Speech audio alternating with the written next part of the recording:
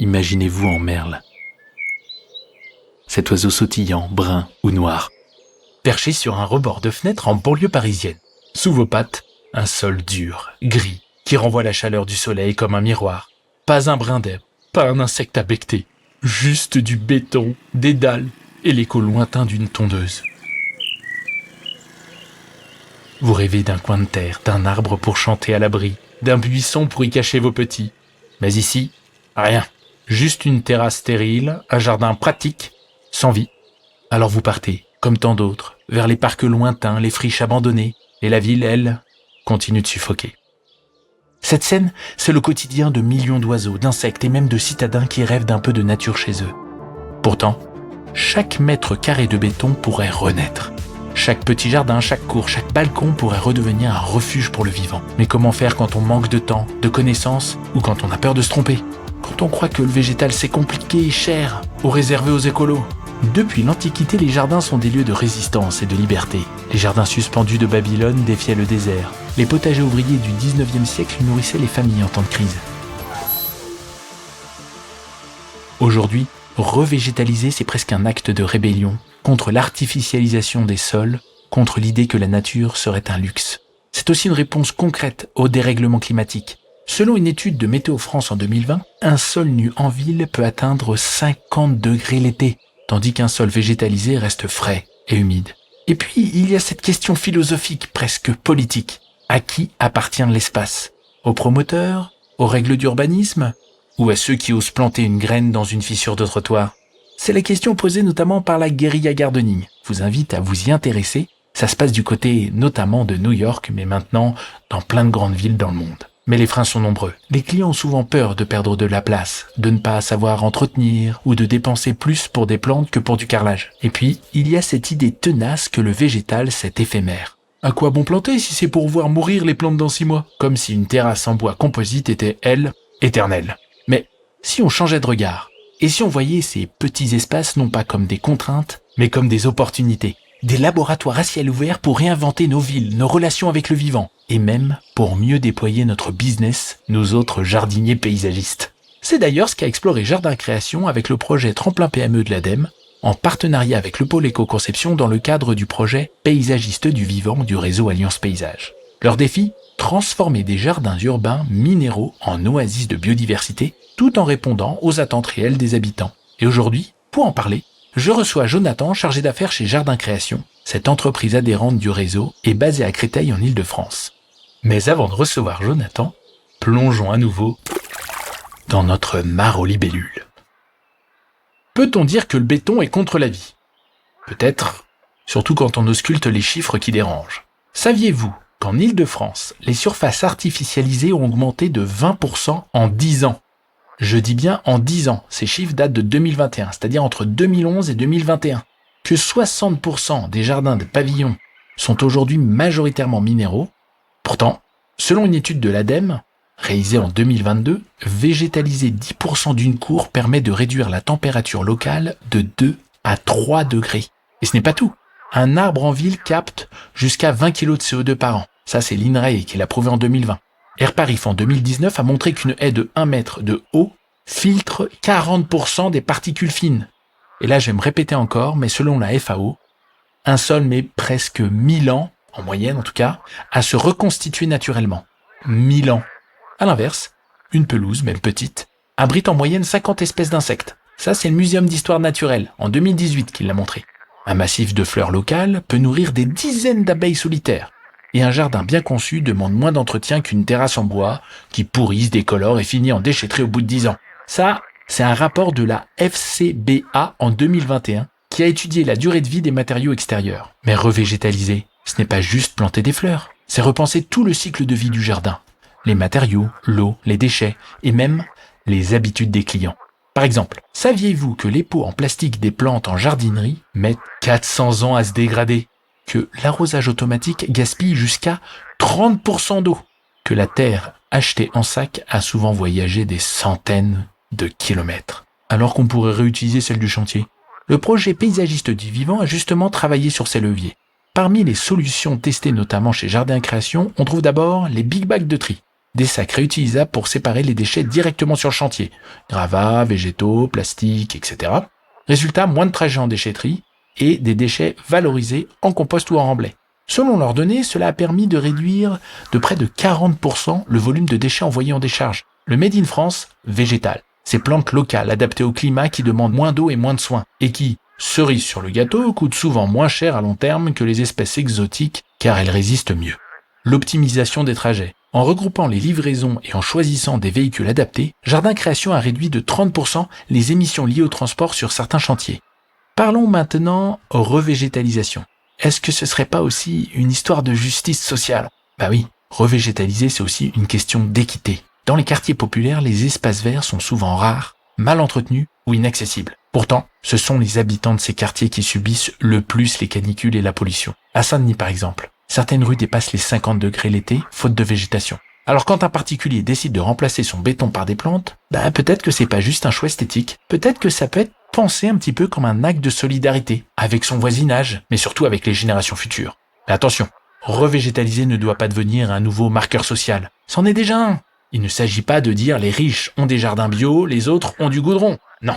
Maintenant, il faut que l'enjeu, ce soit de rendre ces solutions accessibles, désirables et adaptées à tous. Par exemple, en proposant des plantes qui poussent vite, pour un résultat visible, qui résistent à la sécheresse, pour limiter l'arrosage, et qui peuvent servir à quelque chose. Aromatiques pour la cuisine, fleurs à couper, ou même petits fruits. Et puis, il y a cette dimension presque thérapeutique. Des études comme celle de l'Université d'Exeter en 2019 montrent que le simple fait de voir des plantes réduit le stress et améliore la concentration. Dans un monde où les burn-out explosent, où les enfants passent plus de temps sur les écrans que dans la nature, un jardin, même petit, devient un remède. Mais attention, il y a des pièges à éviter. Bien sûr, revégétaliser ne suffit pas. Il faut s'empêcher de planter des invasives, comme le buddleia ou la renouée du Japon, qui étouffent la biodiversité locale. Les paillages plastiques, même certains qui sont biodégradables, ils mettent des années à disparaître et polluent les sols. On a aussi les engrais chimiques, évidemment. Et puis, il y a ces fameux jardins catalogues copiés sur Pinterest sans tenir compte du climat ou des usages réels. La clé, c'est partir des besoins des habitants. Un client qui veut un espace pour ses enfants ne choisira pas les mêmes plantes qu'un retraité qui rêve d'un coin de lecture. Un jardinier du dimanche n'aura pas les mêmes attentes qu'un passionné de permaculture. Et c'est là que le paysagiste devient un médiateur entre les rêves, les contraintes et maintenant les impératifs écologiques.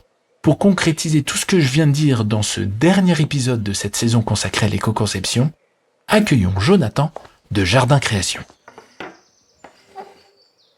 Salut Jonathan, très content de t'avoir avec nous Bonjour Thomas. Sur le podcast. Jonathan, je voulais juste d'abord te poser une question simple. Est-ce que tu peux nous parler un petit peu de votre entreprise Jardin Création qui se situe à Créteil ? Jardin Création, donc ça fait déjà 15 ans que je travaille ici, voilà, ça fait 15 ans d'expérience. Je suis passé par un peu toutes les phases dans l'entreprise, à savoir l'entretien, ensuite la création et maintenant en bureau d'études. C'est une entreprise qui a 50 ans d'histoire cette année. Voilà, on fête notre 50e anniversaire. Voilà, on s'occupe d'une manière générale de tous les jardins, de la création jusqu'à l'entretien et on est très performant sur la terrasse, notamment les allées, les descentes de garage, les portails, tous les aménagements extérieurs. Vous avez rejoint le programme Paysagistes du Vivant qu'on a lancé au sein de l'Alliance avec le soutien de l'ADEME. Et donc, Jonathan, avec ce projet qui a été financé notamment pour vous par la mécanique qu'on appelle tremplin chez l'ADEME, vous avez travaillé avec des clients typiques des banlieues parisiennes, des actifs, souvent pressés, qui veulent un jardin pratique. Quand on parle parce que c'est notre sujet du jour, revégétalisation. Qu'est-ce qui les freine le plus quand on leur demande s'ils ont envie de remettre du végétal dans le jardin ? Est-ce qu'ils ont conscience de l'impact écologique de leur choix ?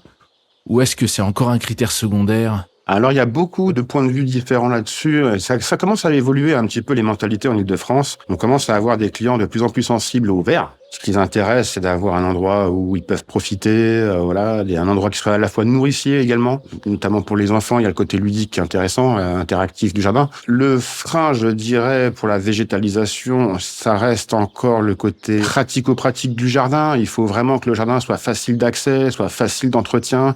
Et pour beaucoup, le végétal rime avec entretien. Il faut les convaincre. C'est important que le végétal, En dehors du gazon qui a besoin d'une tonte toutes les 2 semaines et c'est réglé. Sur de la végétale type haie ou type massif, on va dire d'une manière générale, il y a besoin de très très peu d'entretien et nous, notre devoir de conseil, c'est de savoir orienter les clients, les guider, de les aider dans le choix des plantes, des végétaux.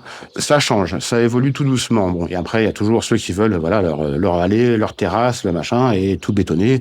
On essaie de les dissuader au mieux. C'est difficile de convaincre tout le monde d'évoluer, de changer, d'aller vers un monde un peu plus vert. Alors, juste pour nos auditeurs, je vais repréciser quelque chose. Chez Alliance Paysage, on a créé un poste et une formation qui va avec, qui s'appelle compositeur végétal ou concepteur végétal. C'est le principe de se dire que, hélas, beaucoup de nos confrères ont la compétence végétale qui n'a pas été suffisamment travaillée pendant les formations. Et donc, il y a besoin de remettre un peu de niveau là-dessus. Et puis, à côté de ça, c'est vraiment un métier où ça demande pas mal de temps, une vision très particulière du jardin pour bien choisir les plantes, etc. Donc, pour optimiser et être encore plus efficace, le réseau Alliance Paysage a décidé de créer carrément, dans les entreprises qui pouvaient se le permettre en termes de taille notamment, de créer ce poste de compositeur végétal. Donc c'est une formation d'1 an qui est menée par le réseau des MFR et notamment la MFR de Cerisy-Belle-Étoile en Normandie, où la personne va être formée à correctement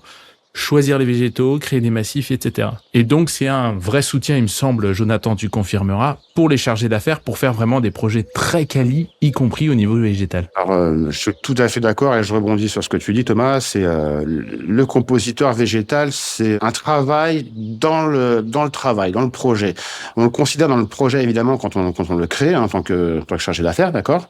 Mais ce qui est très important, c'est qu'en fait, le compositeur, lui, il va avoir un lien particulier avec le client.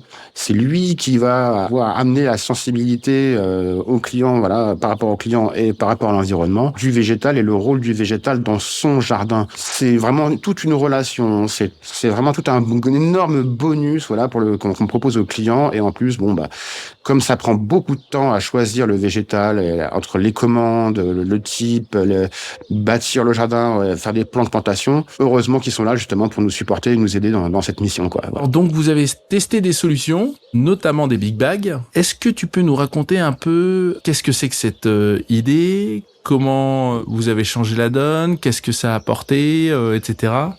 Et notamment, comment vous y êtes pris pour l'acceptation avec vos chefs de chantier, vos chefs d'équipe. On a voulu mettre en place la solution des big bags dans le cadre du traitement des déchets sur nos chantiers. En Île-de-France, on a des petits jardins. C'est difficile de ne pas évacuer les déchets régulièrement. Donc, habituellement, ce qu'on faisait, c'était du mettre du déchet tout venant dans la benne, dans les bennes, et d'amener ça en décharge le soir ou quand on avait le temps. Enfin voilà, pour les équipes, c'était un peu quand on avait le temps. Arrivé en centre de tri, ça partait dans du vrac complet. Donc ça, à la fois pour l'entreprise, ça revenait cher, mais à la fois pour l'environnement, c'était une catastrophe. Donc on a réfléchi à des solutions. La première qui est arrivée, c'était le big bag. Et maintenant que ça a été mis en place, chaque camion est équipé de minima 3 big bags, où on trie à la fois le gravat d'un côté, le verre de l'autre, et ensuite les déchets un peu mêlés qui vont être retriés dans un second temps en déchetterie, par nos soins. Au début, ça a été compliqué à expliquer ça aux équipes. C'est quand même un changement dans la façon de travailler, c'est du temps à consacrer,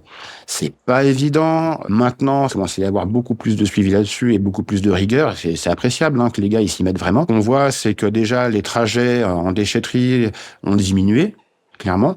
Et pareil, le coût des déchets, c'est pareil, ça va diminuer crescendo pour nous aussi également. En termes de gestion, ça leur demande effectivement de savoir mieux gérer sur place, sur site, les déchets et de prendre le temps de trier. C'est assez simple, ça faisait peur au début, mais finalement, ça a été assez facile à mettre en place et aujourd'hui, c'est assez carré et on les remercie pour ça. Oui, ça fait pas très longtemps en plus que vous l'avez mis en place. Non, on a commencé au mois de décembre, juste après vraiment là, ouais. Donc ça fait 3 mois que vous avez mis en place et c'est déjà en train d'être acquis. C'est super chouette, bravo. J'ai envie de te demander, est-ce que vous avez commencé à avoir des temps qui se rallongent sur les chantiers du fait de ce tri ou finalement au début peut-être un petit peu... Ni gain de temps, ni perte de temps, c'est vraiment au final c'est égal car en fait ça évite justement au contraire de faire des allers-retours au camion. Quand on prend un big bag, on prend quasiment 1 mètre cube de déchets, finalement ça revient au même. Donc c'est pour ça que ça a été vraiment facilement accepté, quoi. Et avant, ils trimballaient avec quoi toi? Bah, avant, ça partait tout le temps en brouette, à la main, en poubelle, et puis ça allait au camion, ça faisait des allers-retours. Donc beaucoup de piétinement sur le chantier, donc beaucoup de piétinement également des sols, du nettoyage, enfin tout ça. Alors qu'aujourd'hui, avoir le bag à côté de soi quand on travaille, ça quand même, ça facilite la vie. Est-ce qu'il y a d'autres idées, d'autres innovations qui vous sont venues là grâce à ce projet éco-conception? Oui, effectivement, notamment tout ce qui était déplacement. D'une manière générale. On a voulu optimiser à fond sur ce sujet-là parce que même si on est à côté de nos clients, reste en Île-de-France. Qui dit Île-de-France dit bouchon, il dit beaucoup de temps en voiture. Et donc ces temps-là, on a voulu les optimiser, même en amont de la production. Alors c'est-à-dire que oui, pour la production, forcément, l'intérêt, ça va être aujourd'hui d'essayer de ramener la maximum de fournitures sur le chantier dès les premiers jours, pour que les gars soient complètement autonomes et puissent prendre des petits véhicules ou des véhicules personnels, voire aller en vélo sur les chantiers pour gagner, économiser du carburant, d'une part, et puis simplifier leur vie, d'une manière générale. Pour la partie, nous, organisation en amont du chantier, c'est faire des trajets communs entre le manager prod et le concepteur végétal, voire aussi le manager prod et le chargé d'affaires pour tout ce qui est prise de code, pour tout ce qui est vraiment préparation du terrain, affiner les détails avec le client, toutes ces choses-là qui finalement peuvent être regroupées assez facilement et puis permettre... Et ça prend petit à petit? Ça commence à prendre, oui. Avec le manager prod et concepteur végétal, c'est quand même beaucoup plus simple de faire une seule visite de chantier au lieu de les faire en éclaté à plusieurs reprises. Ça simplifie les choses. Ok. Parce que le concepteur végétal, vous, il intervient après la signature du devis, c'est ça? Dès que le devis est signé, sous 15 jours, il est contacté par le compositeur végétal et le manager prod, en général, ça vient un mois après. Enfin, on essaye justement de faire sous 15 jours les deux. Comme ça, en fait, on a une dynamique qui va se créer et tout de suite, le client va être en interaction avec tous les intervenants dans la création. Ça va vraiment être fluide pour lui, ça va être rassurant. Il y aura le côté accompagnement qui va être au top. C'est ça qu'on recherche, c'est un accompagnement et une satisfaction. Belle expérience client, ok, super. Sur la partie vraiment végétalisation, parce que c'était notre sujet, et notamment végétalisation dans des petits jardins, c'est vraiment ce sur quoi vous avez travaillé parce que vous êtes en région parisienne, mais beaucoup de nos auditeurs ont ces contraintes-là. Le petit jardin, c'est quand même un sujet dès qu'on travaille en ville. Comment vous motivez vos clients? Est-ce que les arguments de la fraîcheur d'été, la valeur ajoutée pour le bien immobilier, pourquoi pas, ou même est-ce que vous parlez aussi d'économie à long terme? Je parle notamment peut-être sur les arrosages quand vous proposez des plantes un peu particulières. Enfin, en gros, commercialement, toi, comment tu t'y prends pour convaincre un client vraiment sur « Allez, on va végétaliser, on va transformer votre jardin en petit oasis vert ». On va être confronté souvent à deux types de clients. Donc, il y aura deux façons d'amener les choses. Il y aura une manière un peu stricte dans le sens où c'est vrai qu'aujourd'hui, dans les nouveaux PLU, d'une manière générale, dans le plan local d'urbanisme, on va avoir des obligations sur le vert, de toute façon, d'une manière générale. Donc, avoir un certain nombre d'arbres par jardin. Donc ça, on va le rappeler au client. On va lui dire, écoutez, c'est normal d'avoir des arbres. C'est quelque chose qu'il faut impérativement mettre en place. De toute façon, c'est une obligation. Et on va leur rappeler aussi l'intérêt. C'est-à-dire que aujourd'hui, beaucoup se plaignent d'avoir l'été, d'avoir trop chaud. Et quand on leur dit, écoutez, vous ramenez un arbre, vous ramenez de la fraîcheur, ça commence à causer un petit peu. Et puis on se dit, ça fait un parasol naturel, ça vous évite des investissements dans le plastique, dans le métal, la ferraille, pour un objet que vous allez jeter au bout de 10 ans. Donc il y a cette démarche-là où on se dit, on est sur un peu l'obligation et sur le prix et sur